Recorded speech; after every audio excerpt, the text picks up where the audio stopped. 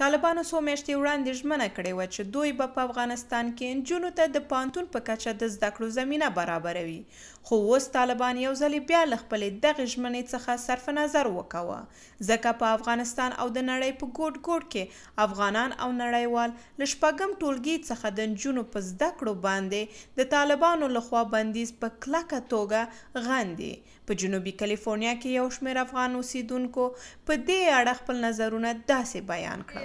خبر که شنیدیم که بانوان ما دختران ما به مکتب نمیرن واقعا برای همه ما ناراحت کننده هست، به خاطر که فراموش نکنیم که یک مادر یک اولاد تربیه میکنه. پس برای مادران، برای خواهران ما، برای بانوان ما بجا هست، فرض است تا بتونن اینا مکتب برن، سواد بیاموزن و بتونن که اولاد با سواد و فقر به جامعه تقدیم کنن. بدون د ښځې د تعلیم نه پرته موږ نشو کولی چې خپل وطن کې اقتصاد پیاوړی کړو، په خپل وطن کې اجتماعي ژوند په خپلو پښو باندې ودرو، په خپل ژوند کې یا پرمختللی افغانستان ولرو. اسلام کې مکتب په نجونو په هلکانو په ټولو فرض ده. موږ غواړو، خواهش مې طالبان ورونه دا ده چې موږ نجونې مکتب ته پرېږدي.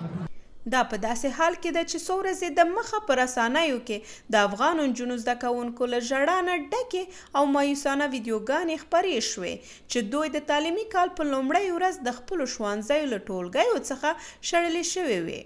د طالبانو دغه تریخ عمل په ټولې نړۍ کې د خلکو احساسات راوپارول. لطفاً زنها را باید تحصیل کنه.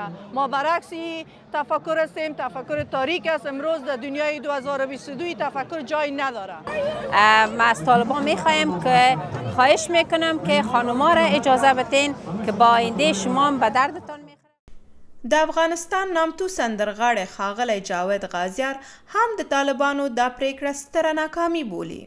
اینا بسیار اشتباه بزرگی را متقبل شدن طالبا که مکاتب دخترها را بسته کردن و خانم‌ها را اجازه نمیتن که کار بکنن، تحصیل و تعلیم خود پیش برن. و ما از این تریبون برشان میگم که اگر شما ای را جلوش نگیرین ناکامی شما در این جا است. د ملګرو ملتونو د امنیت شورا غړو په افغانستان کې د نجونو لپاره د منځنیو او ثانوي زده کړو په باب په یوې ګډې اعلامیه کې پر طالبانو غږ وکوه چې ټولو زده کوونکو ته د ښوونځیو دروازې پرانیزي او د زده کړو خوندي چاپیریال دې ورته برابر کړي. برېښنا تحریک د امریکا غږ آشنا ټلویزیون، کالیفورنیا، سان دیېګو.